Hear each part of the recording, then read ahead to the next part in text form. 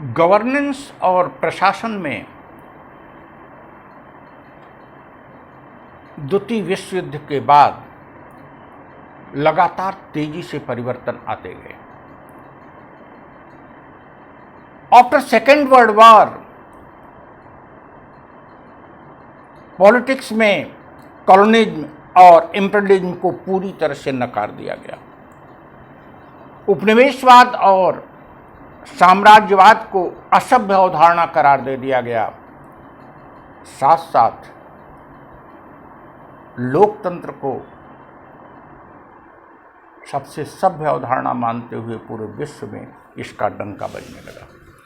यद्यपि कुछ देश सोवियत संघ के प्रभाव में पूर्वी यूरोप के देश समाजवादी बने रहे, लेकिन पूरा विश्व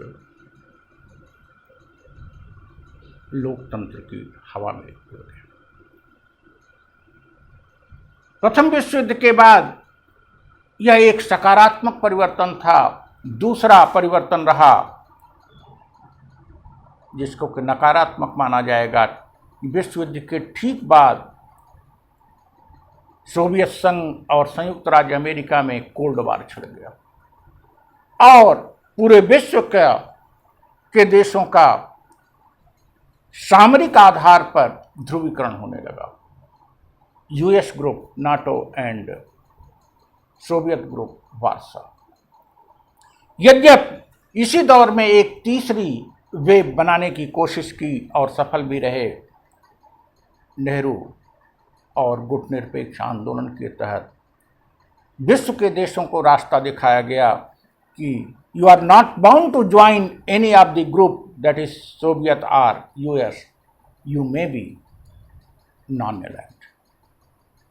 नेहरू का यह रास्ता सैकड़ों की संख्या में एशिया, अफ्रीका, लैटिन अमेरिका के देशों को रास आया और वे सब इस आंदोलन में शामिल हो गए। इस प्रकार से विश्व के 3 ध्रुव हो गए। लोग कहते हैं 2 ध्रुव, लेकिन मेरा मानना है कि 3 ध्रुव हो गए। First, US group based on military alliance. Second, US और Soviet group based on military alliance. And third, non-aligned movement, a group which determine their all decision on basis of merit। और यह ग्रुप सांस्कृतिक, व्यापारिक, वैचारिक आदान प्रदान पर आधारित था और इसने यूएस या सोवियत ग्रुप में शामिल होने से इनकार कर दिया।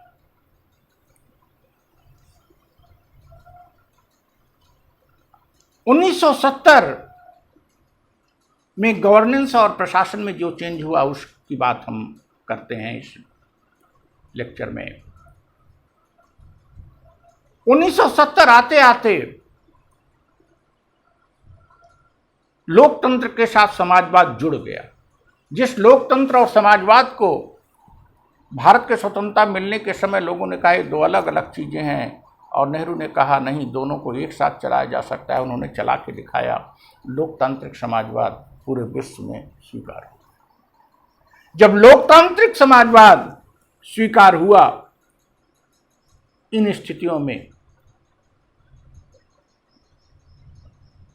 राजनीति और प्रशासन में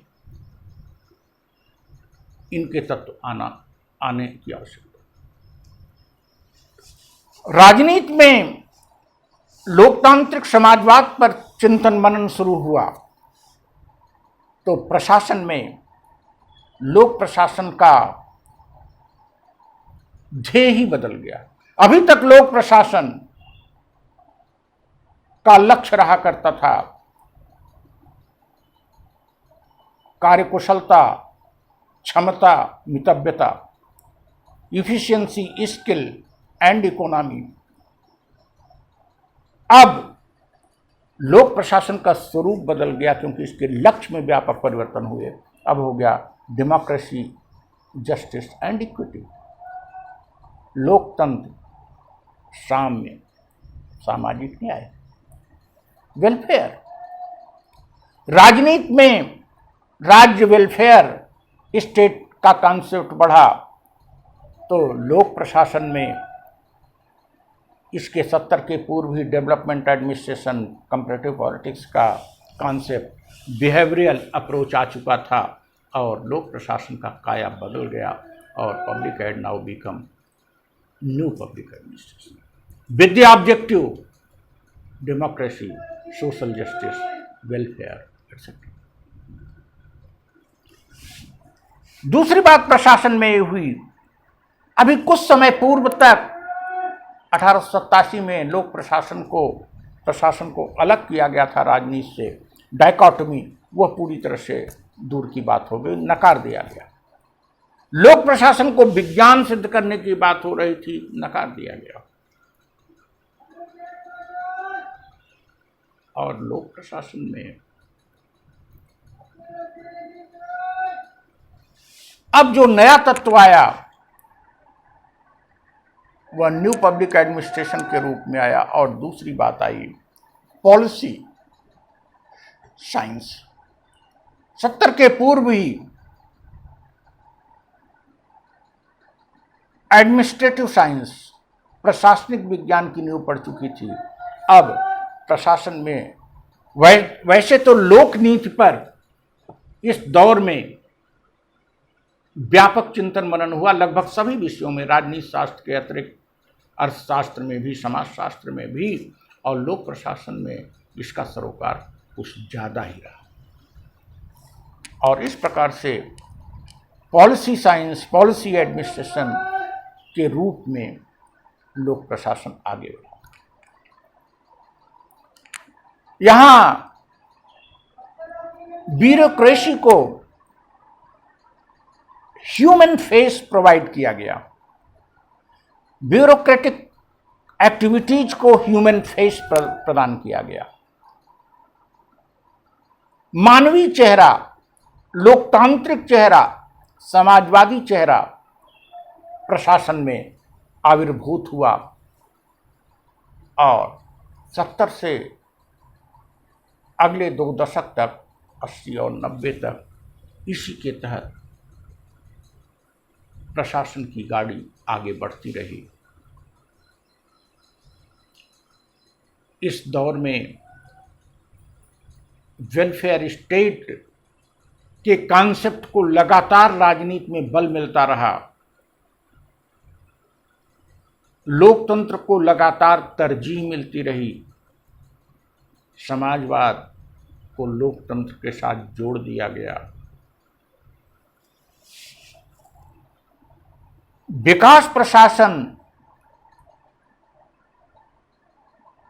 जैसी अवधारणा प्रशासनिक क्षेत्र में बलवती होती गई, बढ़ती चली गई।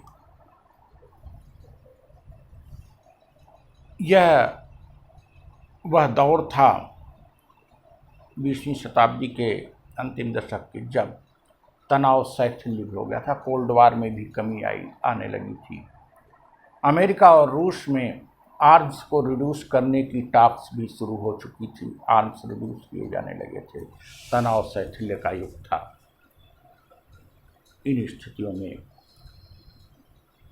राजनीति और लोक प्रशासन में व्यापक परिवर्तन आए। लोक प्रशासन इसी दौर में अंतर विषय बना।